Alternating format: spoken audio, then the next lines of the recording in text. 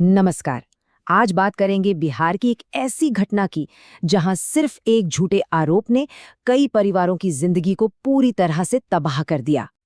तो सवाल ये उठता है कि क्या सिर्फ एक बयान किसी एक इंसान का कहा हुआ चार चार जिंदगियों को बर्बाद कर सकता है?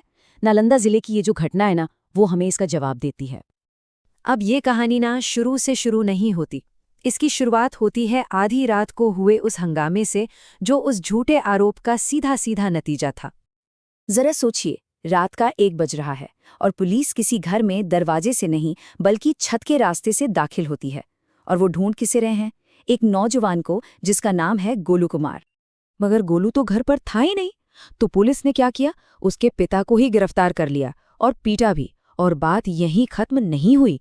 एक दूसरे घर से 2 बेकसूर मेहमानों, एक ससुर और उनके दामाद, उन्हें भी गिरफ्तार कर लिया गया और उन्हें इतना बुरी तरह पीटा गया कि वो ठीक से खाना तक नहीं खा पा रहे थे। इस पूरे वाकये के सदमे से परिवार के एक बुजुर्ग को हार्ट अटैक आ गया और उन्हें लकवा मार गया। तो आखिर ऐसा क्या हुआ था कि पुलिस ने इतनी जबरदस्त और हिंसक कार्रवाई की? चलिए अब उस आरोप पर नजर डालते हैं जिसने इस पूरे मामले को जन्म दिया। तो देखिए, इस पूरे हंगामे की जड़ थी एक नाबालिग लड़की का लगाया हुआ गैंग रेप का आरोप। और इस आरोप में उसने 4 लड़कों का नाम लिया था। तो ये 4 आरोपी कौन थे? पहला, छोटू कुमार, जिसके इर्द गिर्द ये पूरी कहानी घूमती है। दूसरा, छोटू का ही एक दोस्त जो उसके साथ शहर गया था। और बाकी के 2 थे, गोलू कुमार और उसका एक दोस्त, जिनका देखा जाए तो इस मामले से कोई सीधा लेना देना था ही नहीं। अब सवाल ये है कि गोलू और उसके दोस्त का नाम इसमें आया कैसे?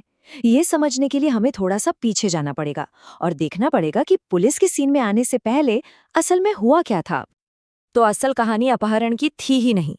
ये मामला था प्यार और फरारी का। छोटू कुमार और वो लड़की दोनों एक दूसरे के संपर्क में थे और अपनी मर्जी से घर से भागे थे। और जैसे ही उन्हें पता चला कि परिवार ने पुलिस में रिपोर्ट कर दी है, छोटू ने लड़की को वापस उसके घर भेज दिया। तो फिर गोलू का नाम कैसे आया? भाई सिर्फ एक तस्वीर की वजह से। और वो भी कोई नई तस्वीर नहीं, बल्कि 2 साल से भी ज्यादा पुरानी एक फोटो, जिसमें गोलू उस लड़की के साथ खड़ा था। और बस यही तस्वीर लड़की के परिवार के हाथ लग गई थी। तो अब जब हम असलियत जानते हैं तो ये और भी साफ हो जाता है कि गोलू कुमार के साथ कितना बड़ा अन्याय हो रहा था। अब देखिए, आरोप और हकीकत में कितना बड़ा फर्क है। एक तरफ आरोप था कि गोलू गैंग रेप में शामिल था और दूसरी तरफ हकीकत ये थी कि वो तो उस दिन अपने काम पर था। और इसका पक्का सबूत भी है, उसके वर्कप्लेस और रास्ते के सीसीटीवी फुटेज। अभी जांच शुरू हुए 2 ही दिन हुए थे। बेकसूर लोग जेल में थे, मार खा चुके थे, और तभी कहानी में एक बहुत बड़ा मोड़ आता है।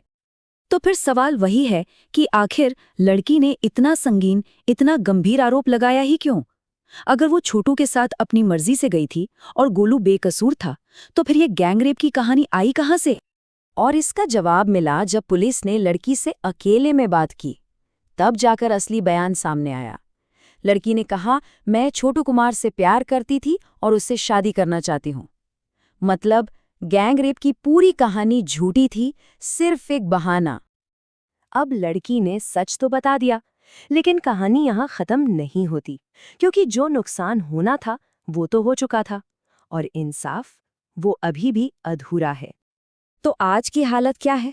देखिए, मुख्य आरोपी यानी छोटू कुमार वो तो अपने परिवार के साथ फरार है और बाकी के 3 बेकसूर लड़के और उनके परिवार वो इस झूठे आरोप का खामियाजा भुगत रहे हैं। कमाल की बात तो ये है कि लड़की के पिता अभी भी उन चारों की गिरफ्तारी की मांग कर रहे हैं, जबकि उनकी अपनी बेटी सच बता चुकी है और जिन बेकसूर लोगों को गिरफ्तार किया गया था उनकी कोई सुनवाई नहीं हो रही है। तो ये पूरा मामला एक बहुत ही बड़ा और परेशान करने वाला सवाल पीछे छोड़ जाता है। क्या सिर्फ एक बयान, चाहे वो सच हो या झूठ, किसी की भी जिंदगी बर्बाद करने के लिए काफी है? ये उसूल कि कोई भी तब तक बेगुनाह है जब तक दोषी साबित न हो जाए, उसका क्या होता है जब साला बोझ आरोपी पर ही डाल दिया जाता है अपनी बेगुनाही साबित करने का?